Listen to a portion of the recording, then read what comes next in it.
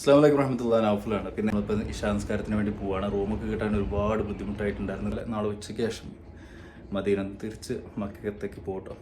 അപ്പോൾ എന്തായാലും ഇപ്പോൾ ഇശാനസ്കാരത്തിന് ബാങ്ക് കൊടുക്കാനായിട്ടുണ്ട്. അപ്പോൾ നമ്മൾ നേരെ ഹറമിലേക്ക് പോവുകയാണ്. അപ്പോൾ ആ കാഴ്ചകൾ കാണിച്ചു തരാം കേട്ടോ. ഓക്കെ, മക്കളൊക്കെ ഇതുണ്ടാവട്ടെ.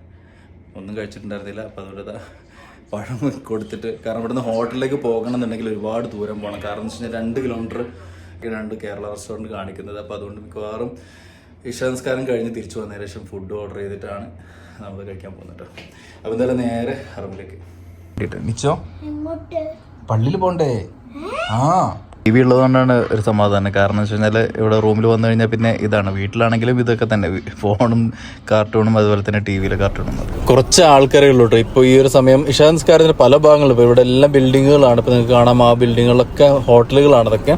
അപ്പോൾ അതിൻ്റെ ഇതിലെ പല ഭാഗങ്ങളിലൂടെയാണ് ആൾക്കാർ ഈ മദീന പള്ളിയിലേക്ക് എത്തുന്നത്. നിങ്ങൾക്ക് ദൂരെ കാണാം മദീന പള്ളിയുടെ ആ ഒരു കുടയില്ലേ, അതാണ് നിങ്ങൾക്ക് കാണുന്നത് കേട്ടോ. ഞാനൊരു കാര്യം പറയാം, നമുക്കിപ്പോൾ ഇശാ ബാങ്ക് കൊടുക്കാൻ പോകുന്നേ ഉള്ളൂ. അപ്പോൾ ആ ഒരു ബാങ്ക് മുഴുവനായിട്ട് ഞാൻ ഇവിടെ പ്ലേ ചെയ്യുന്നുണ്ട്. കേൾക്കാൻ താല്പര്യമുള്ള ആൾക്കാർ കേൾക്കുക. നിങ്ങൾക്ക് ശരിക്കും നമ്മൾ മദീന പള്ളീൻ്റെ അടുത്ത് നിങ്ങൾ വന്ന പോലെ നിങ്ങൾക്ക് ഫീൽ ചെയ്യും കേട്ടോ. ഈ ബാങ്ക് ഇപ്പോൾ കൊടുത്തു കഴിഞ്ഞാൽ നമ്മൾ പള്ളീൻ്റെ മുറ്റത്തേക്ക് നടന്നെത്തുമ്പോഴേക്കും ബാങ്ക് കംപ്ലീറ്റ് ആവുള്ളൂ. നിങ്ങൾ മദീന പള്ളിയിലേക്ക് നടക്കുകയാണെന്ന് കൂടെ സങ്കല്പിക്കുന്നതിൻ്റെ കൂടെ ബാക്കി കാര്യങ്ങൾ നമുക്ക് ബാങ്ക് കൊടുത്തതിന് ശേഷം നോക്കാം അല്ലേ.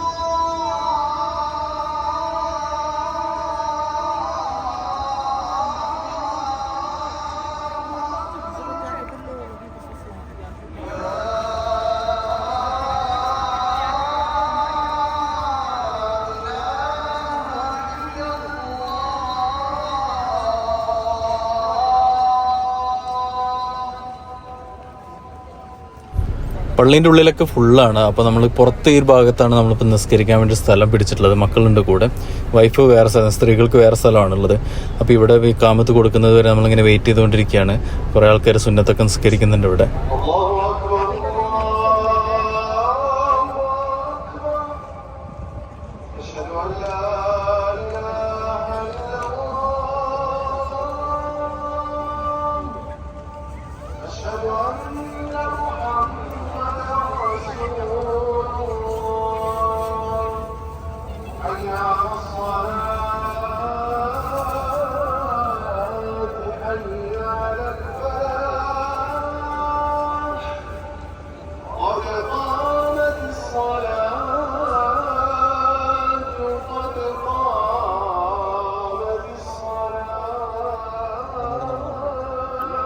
നിസ്കാരമൊക്കെ കഴിഞ്ഞു, എല്ലാവരും അവരുടെ ഫ്ലാറ്റുകളിലൊക്കെ പോവാണ്. അപ്പോൾ എന്താണെന്ന് വെച്ച് കഴിഞ്ഞാൽ നമ്മൾ സാധാരണ മദീനയിൽ വീഡിയോസൊക്കെ ചെയ്യുന്ന സമയത്ത് നിങ്ങളെല്ലാവരും കമൻറ്റ് ചെയ്യാറുണ്ട്, ഒന്ന് പ്രാർത്ഥിക്കണം എന്നൊക്കെ പറഞ്ഞിട്ട് ഒരുപാട് കാര്യങ്ങളൊക്കെ പറയാറുണ്ട്. പക്ഷേ അത് കഴിയുന്ന രീതിയിൽ എല്ലാവർക്കും വേണ്ടി ദുആ ചെയ്യും. ഇന്ന് രാത്രി റൗദയിലേക്ക് പോകുന്നുണ്ട്.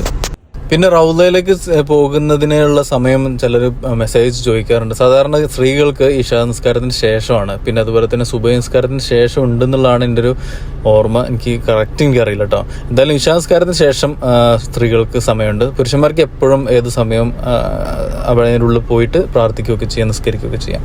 മക്കളിത് സംസം കുടിക്കാൻ വേണ്ടി വന്നിട്ടുണ്ട്. ഈ ഒരു പൈപ്പിലൂടെ നമുക്ക് സംസം ഇവിടെ എല്ലാ ഭാഗത്തും മദീന പള്ളിയുടെ ചുറ്റിലും എല്ലായിടത്തും ഇതുണ്ട്. നമുക്കിങ്ങനെ ഗ്ലാസും കൊടുത്തിട്ടുണ്ട്. അത് ഗ്ലാസിൻ്റെ നേരെ താഴെ ഒരു കുഴിയുണ്ടോ, അതിലേക്ക് നമ്മൾ കുടിച്ചതിന് ശേഷം നമ്മൾ ഗ്ലാസ് വെച്ച് കൊടുക്കുക. ഇല്ലാന്നുണ്ടെങ്കിൽ വേസ്റ്റ് പിന്നെ തൊട്ടടുത്തുണ്ട്, അതിലിട്ട് കൊടുക്കുക കേട്ടോ.